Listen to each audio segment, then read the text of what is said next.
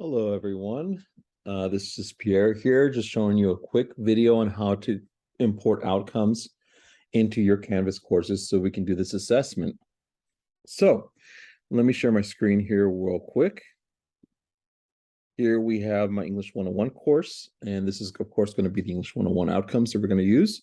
So the first thing we're going to do, and this should be a really simple process, but let us go over here on the left-hand side and go to outcomes.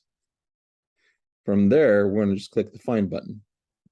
And then Account Standards, Olympic College, scroll down to English.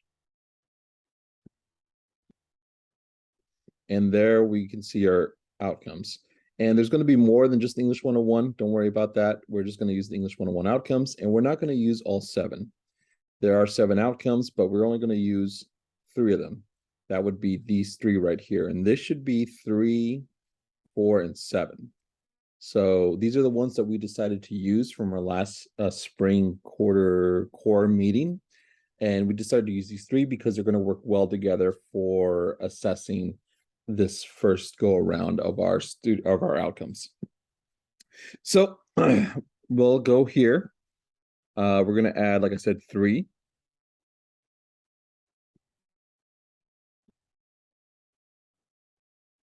And just like that, 4 and 7. Once you hit all the buttons, you just click on done. And they should be in your class. Now, if you have multiple English 101 classes that you're teaching, you'll have to do this for each of those courses. So just doing this on this is not going to be enough. Please make sure to do on both. But like you saw, pretty easy.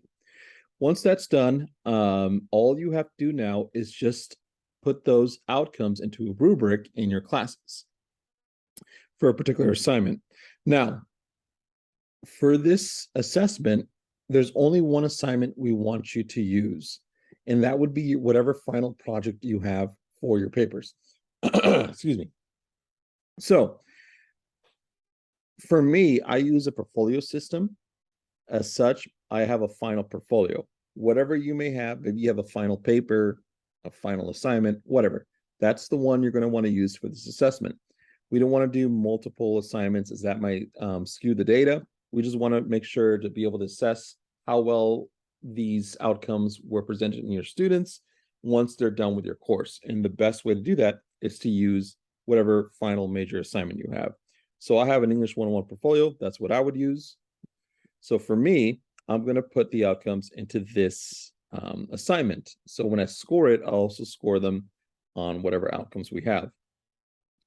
So one thing to note is if you use a rubric, great, use that rubric, but add the outcomes to that. If you don't use a rubric, like I don't, that's okay. All you have to do is just click here on rubric.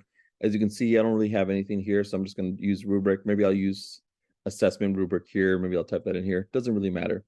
What does matter is finding the outcome, because we're going to add the outcomes to this rubric here. So we're going to click on Find Outcomes. And then here, you're only going to see the English 101 outcomes. Pretty easy. And then we're going to add each of these outcomes to that rubric. So I'm going to click on this guy. And then before I go any further, please pay attention to this. Do not have this little check mark. Make sure that is off. If you have this on, it's going to score your students as well, based on how you score them here. You don't want that. We don't want to score them based on how well they did on these outcomes. We're just getting this data to see how well they did on these outcomes, but it's just data, shouldn't impact their grade. So please make sure that this is checked off, and then you can hit import. So there's that outcome. I'm going to go number 4, do the same thing. Check that, import, find outcome, do the same thing for the third one, take that off, and then here we go. So these are the 3 outcomes we have. These are the 3 outcomes we're going to use for this first assessment run, and then I'm going to hit create rubric. And there we go. So for this assignment, this is what I'm going to have as well to grade, I guess you could say, after I give them my score, as I always do. So how do we do that? Let's just go real quick to a test student I have here for this course. And then I'm just going to refresh it so the rubric I just created shows up. Show rubric, please. Okay, and here we are. So I'm not in SpeedGrader. If you go to SpeedGrader, it'll be the very same thing. You'll be able to do this as well. It'll have a show rubric. It's very similar to this. It's and the way you're going to score them and do this will be exactly the same. So however you do it, I do it this way. You may use SpeedGrader, doesn't matter. Either way, you'll be able to click on a link that shows the rubric.